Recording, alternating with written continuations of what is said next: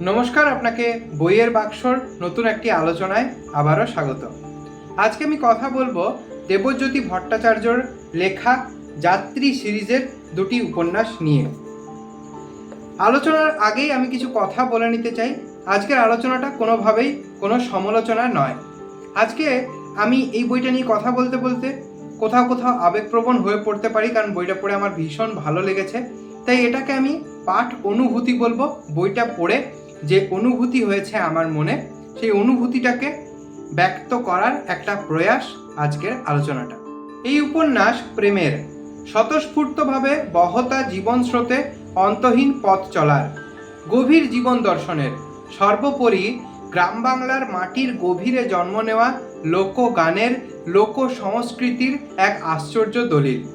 গল্পের শুরুতে দেখতে পাই তিন বন্ধুকে, শোভন, সমাদ্রিতা আর উত্তমকে।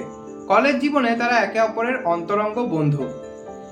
তারপর আস্তে আস্তে সমাদ্রিতার সাথে তাদের সম্পর্কের সমীকরণ বদলাতে শুরু করে।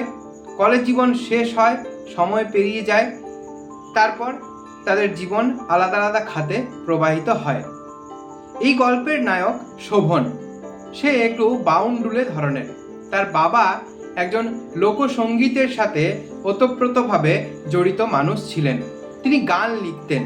তার লেখা গান আজও অনেক মানুষের মুখে মুখে ফেরে। সেই সূত্র ধরেই গ্রাম বাংলার মাটিতে জন্ম নেওয়া, লালিত পালিত হওয়া এই ধরনের লোকগানের সাথে জড়িত ফকির, বাউল, ঝুমুর, ভাওয়াইয়া, চটকা, পাল্লা গান, আলকাপ এই ধরনের গায়ক, শিল্পী মানুষজনদের সাথে রয়েছে তার একটা প্রাণের সম্পর্ক।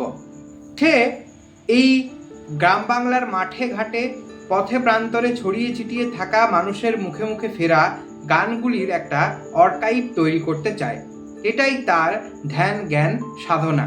তো তার এই জীবনের সাধন পথে আসা মানুষজন, প্রেম, রাজনীতি, রাজনীতির সঙ্গে ব্যক্তি মানুষের আদর্শের সংঘাত, সমাজ, সর্বোপরি সময়ের সাথে সাথে বদলে চলা লোকগানের চরিত্রের পরিবর্তন এবং তার সাথে জড়িত মানুষজনের জীবনের পরিবর্তন এই উপন্যাসের মূল উপজীব্য। উপন্যাসটার যে বিষয়গুলো আমার খুব ভালো লেগেছে। লেখকের লেখনী শৈলী ভীষণ সুন্দর, সহজ সাবলীল গদ্যে এই উপন্যাসটা লেখা হয়েছে।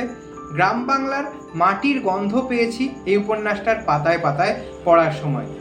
উপন্যাসটার প্রথম খণ্ডে লেখক লোকগানের উপর ঠিক যতটা গুরুত্ব দিয়েছেন, দ্বিতীয় খণ্ডে ঠিক ততটাই গুরুত্ব দিয়েছেন চরিত্রগুলির ব্যক্তিসত্তার উপর।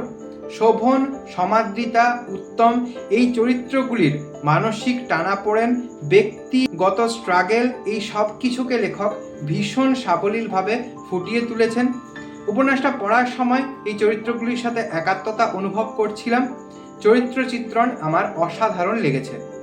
উপন্যাসটার বিষয়বস্তু সম্পর্কে আরও অনেক কিছু বলার থাকলেও আমি এর বেশি আর বলতে চাই না, কারণ আমি চাই উপন্যাসটি আপনি পড়ুন এবং পড়ান। সমকালীন বাংলা সাহিত্যে এই উপন্যাস এক গুরুত্বপূর্ণ সংযোজন আমার মতে। দুটি খণ্ডই প্রকাশিত হয়েছে সৃষ্টি সুখ থেকে। প্রথম খণ্ডের মুদ্রিত মূল্য রয়েছে 249 টাকা এবং দ্বিতীয় খণ্ডের মুদ্রিত মূল্য রয়েছে 299 টাকা। দুটিরই প্রচ্ছদ করেছেন শিল্পী পার্থপ্রতিম দাস।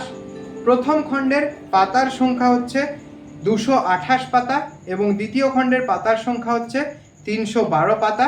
দুটি পেপারব্যাক বই। তো এই গেল আমার আজকের আলোচনা। যদি আলোচনাটি আপনার ভালো লেগে থাকে তাহলে লাইক করবেন। আপনি যদি এই বইগুলি পড়ে থাকেন, আপনার মতামত আমাকে কমেন্টে জানাতে পারেন। নতুন হয়ে থাকলে চ্যানেলটি সাবস্ক্রাইব করে নিতে পারেন।